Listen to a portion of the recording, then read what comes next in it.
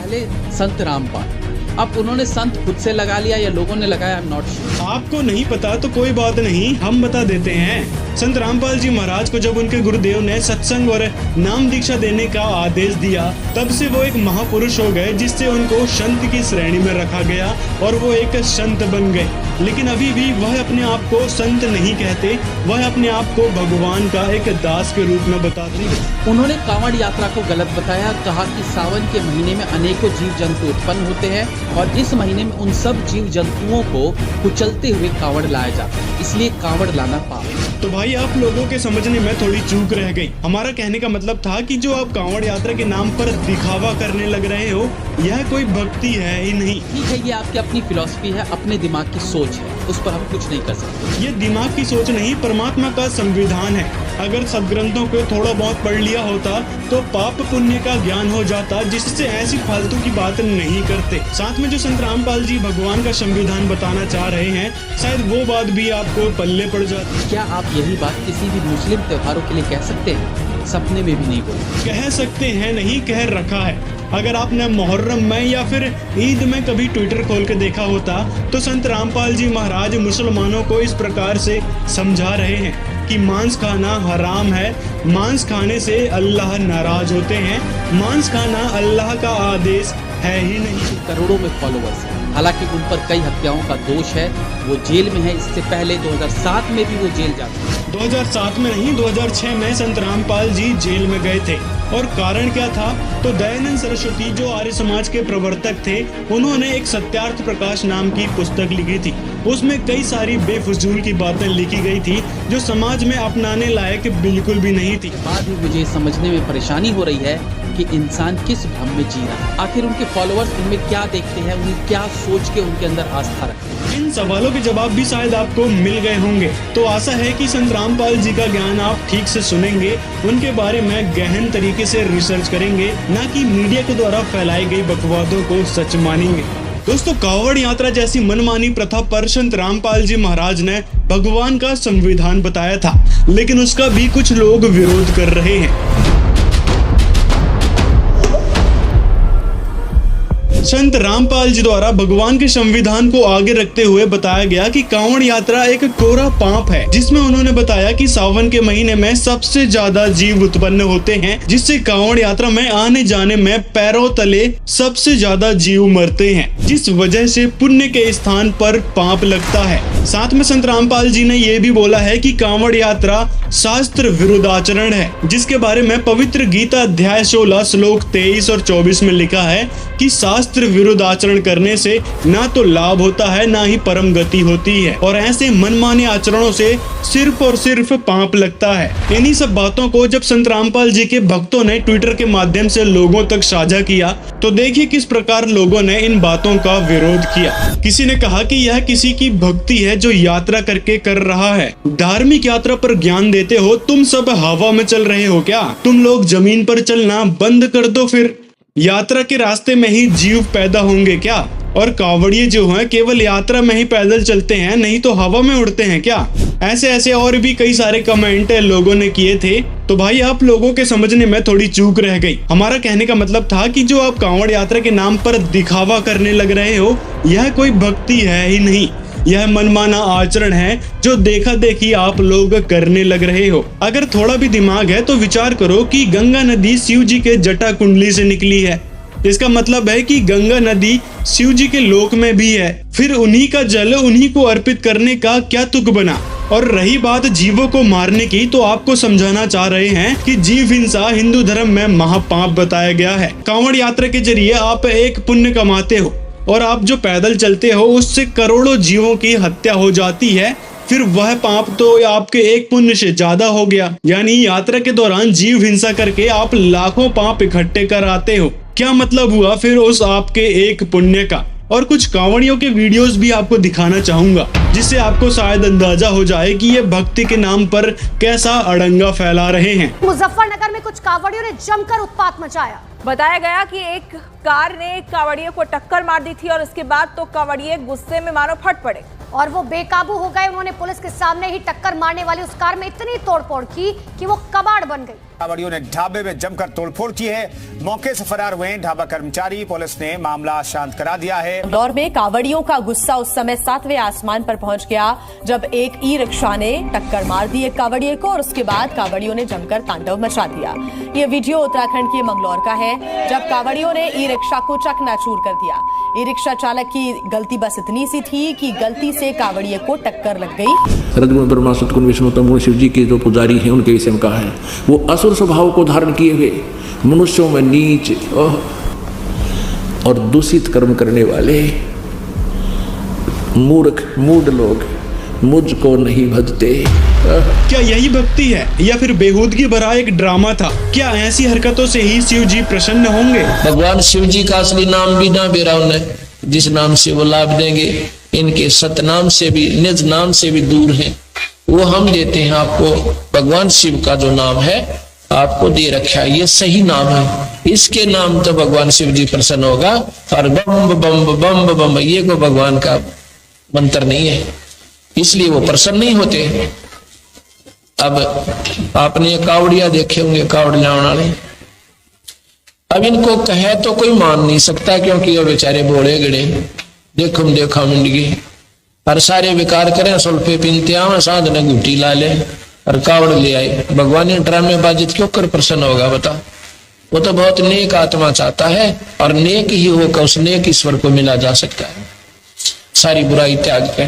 अब जैसे कावड़ लेने जाते हैं, वहां से क्या लाते हैं?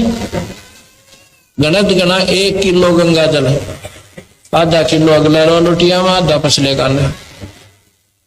और वो कहाँ चढ़ाते हैं? कहते हैं एक मंदिर से, उसमें शिव जी के जल स्वीकार होता है, वो पत्थर की मूर्ति पे। ये गंगा जो है, भगवान शिव जी इस पाइया गंगा जल का प्यासा नहीं है।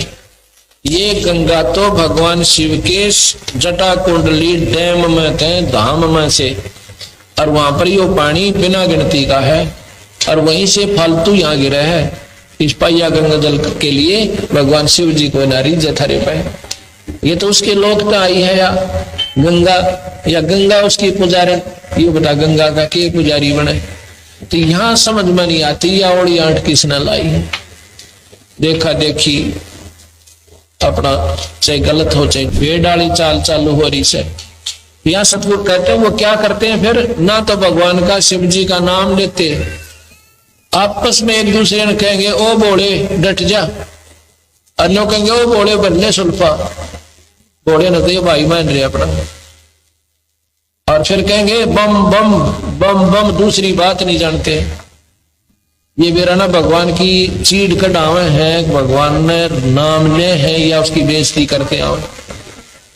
उस ईश्वर को ऐसे वो ड्रामेबाजी तो नाराज होता है, प्रसन्न नहीं होता है शिव जी भगवान। शिव जी की भक्ति के जरिए उनको प्रसन्न करने का एक अलग ही मेथड है जो तत्वदर्शी संत ही बता सकते हैं। शिव जी इस प्रकार के मनमाने आचरण से बिल्कुल भी प्रसन्न नहीं होते और शिव जी का वास्तविक मंत्र जो आप बम बम करते हो वो बिल्कुल भी नहीं है, ना ही ओम नमः शिवाय है।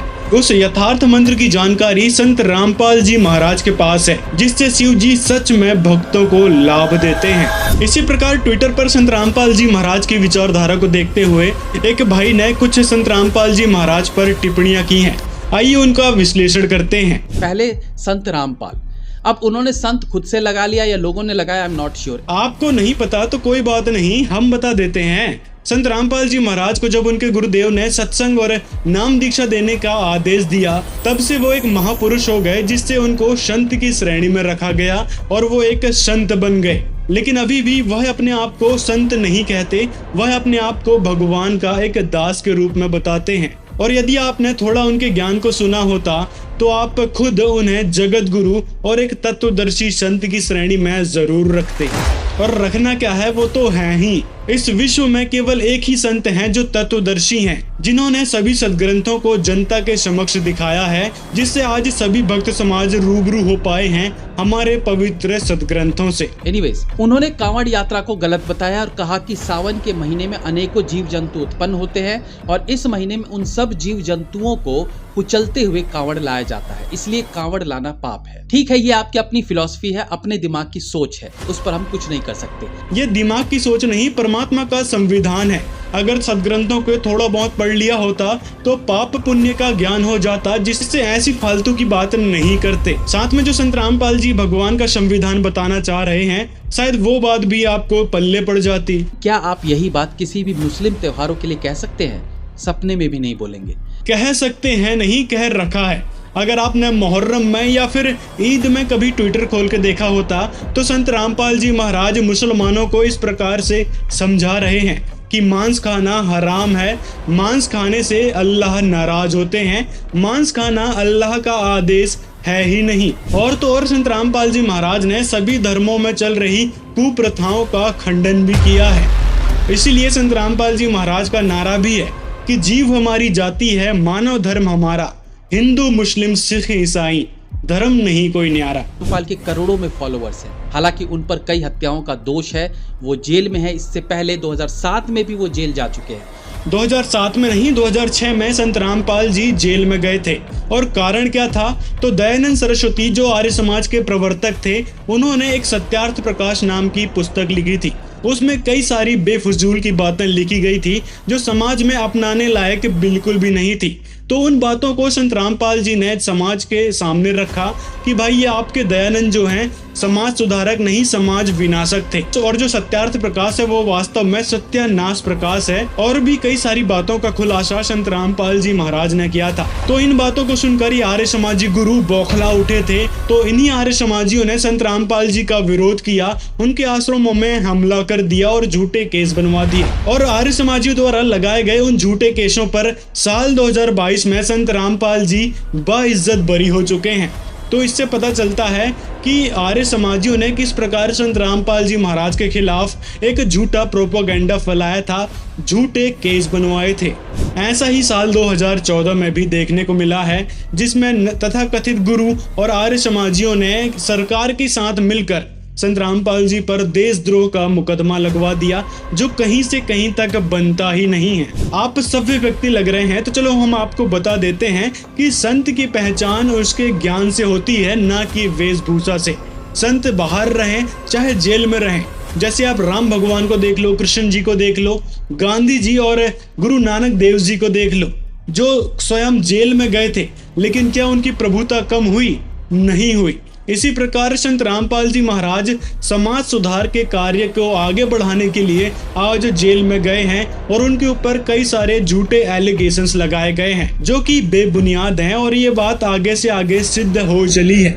कई सारे केसों में संत रामपाल जी बाइज्जत बरी हो चुके हैं। और जिस केस में संत रामपाल जी को उम्र कैद की सजा दी गई है, वास्तव में वह केस ही फर्जी था, क्योंकि जिनकी डेथ हुई थी उनके परिजनों ने साफ साफ एफिडेविट लिख के दे रखा था कोर्ट में कि हमारे जो परिजनों की डेथ हुई है वो पुलिस द्वारा फेंके गए एक्सपायर्ड आंसू गैस से दम घुटने के कारण उनकी डेथ हुई है, ना कि संत रामपाल जी महाराज का उनकी हत्या में कोई हाथ है, जिसके बारे में संत रामपाल जी महाराज के भक्तों ने कई सारे ये वीडियोस बना रखे हैं, जिनको आप देख सकते हैं। इसके बाद भी मुझे समझने में परेशानी हो रही है कि इंसान किस भ्रम में जी रहा है। आखिर उनके फॉलोअर्स उनमें क्या देखते हैं, उन्हें क्या सोच के उनके अंदर आस्था रखते हैं। इन सवालों के जवाब भी शायद आपको मिल गए होंगे। तो आशा है कि संत रामपाल जी का ज्ञान आप ठीक से सुनेंगे, उनके बारे में गहन तरीके से रिसर्च करेंगे, ना कि मीडिया के द्वारा फैलाई गई बकवादों को सच मानेंगे।